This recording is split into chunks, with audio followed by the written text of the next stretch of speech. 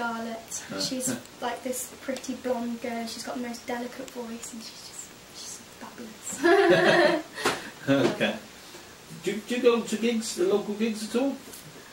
Yeah, I like to support other artists that are always around. I like to go along. If I see anything up, I'll go along and have a little boogie.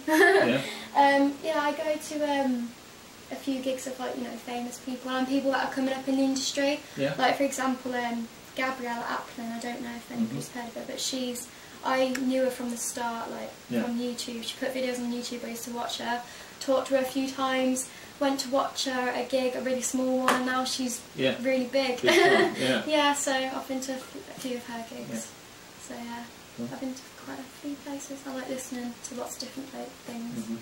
Yeah. What's your earliest musical memory? My dad. Yeah. He's a heavy metal rock singer in a rock band. What rock band is it? It's called JJ's Powerhouse. Right. Yeah, he was actually quite big when he was younger. Yeah. I've just seen pictures of him and he literally looks like Elvis Presley. It's really weird. The picture's like rocking out, and he used to travel absolutely everywhere, and he just kind of used to play me all of his songs when I was younger.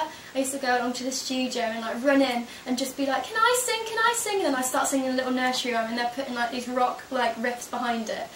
And that's, I think, my earliest memory. Yeah. So how old were you when you started to play that? I got my first guitar for my birthday when I was 13, I think, 12, 13. I was always singing before then, but just with backing tracks in school and stuff. And I was like, oh, I really want to learn guitar, I want to write my own stuff, I want to do this. So probably since I was about 13, I've been writing and playing, gigging with my guitar, and I play piano as well. So. Right, okay. Do you remember your first gig?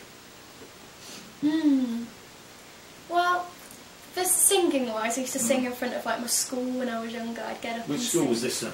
Witten Middle School. Right. Yeah.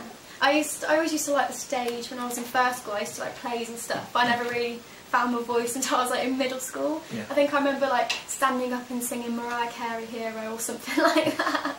And and I just kind of got the bug, as you do. Yeah. I think that's my problem.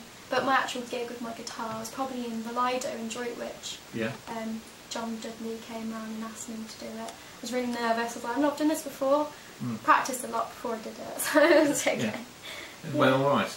Yeah, I think it was alright. Yeah. Got to hit a few probably bum notes, but that's all in the process. Exactly. What's the best gig you've done so far then? Oh, best gig. It's probably, well, the biggest gig I've done, which was really good, was at the Chateau Impney. Oh, nice place to play. Yeah, it was absolutely lovely. The lighting and the sound guys were the guys who do like X Factor, and so that was really fun. I did an Adele song for that, and yeah, it was a big audience, and I really enjoyed that. But I have every 12 weeks I have a slot at this little pub, music pub in Bridgnorth. Right. It's quite far away, but I love going there because the vibe is just amazing. Go on, name the pub then. The Bell and Talbot. Right. Yeah. So a little shout out to Bell and Talbot. Yeah. They always love having me there. I always put lights around everywhere, and they've got like records everywhere, and people will actually listen to you and sit there and will listen to you. It's not like a proper pub environment. And at the end I'm like, this is my last song, and they were like, no, play more. And the other day I went along with some CDs, just 10 CDs, hoping I'd only sell about 3. I was like, I'll just sell them for £1, and then they all went in the first half hour, and I was like, oh. So you charge more? Yeah, no. But yeah, it was nice. Yeah. So just you doing all the gig that night then? Yeah, it was just my own night, yeah. So when you're there again then? When's your next gig? Probably another month or 2. Yeah. Yeah, I'll probably go there again. It's a really nice vibe. I've been to a few good places. Yeah? Yeah. Any others that you can think of? Probably, I'm not sure. I just play in quite a few local pubs really, and I can't think. I've done quite a few. I just can't think of doing that. So. What's the worst one you've done? Have you done one you go, oh my god, what am I doing here? It was a little pub. I'm not going to name it. And there was only a few people there, so I thought, oh, so it'd be nice and quite intimate. But everybody was drunk, everyone was shouting and screaming over my songs, and I've got quite a delicate voice, so it's hard to like try and sing above them. And everyone was, I was just like, I think I walked off, not walked off in a strop, but just finished my set, and I was like, I'm going. Don't blame me. Yeah, but you know, it's all a learning experience, you just know not to do it again. Yeah, exactly. Yeah. I was just going to ask you, you've got a favourite place to play, but I assume it's the Bridge North one.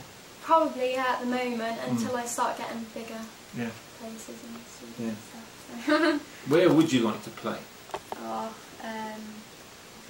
a little place I really want to play, which I've been researching how to, is the Bluebird Cafe in Nashville. It's famous for having a lot of famous artists coming from there. That's my dream, because it's just so beautiful and it's just born of country stars. I'd love to play there. But obviously, H&V Institute, Birmingham, all those type of places, and when you start getting a little bit of a fan base, they like to have you there and you sell tickets, and I think just the fact that someone would buy a ticket to see me, I think is just the best thing, really. So.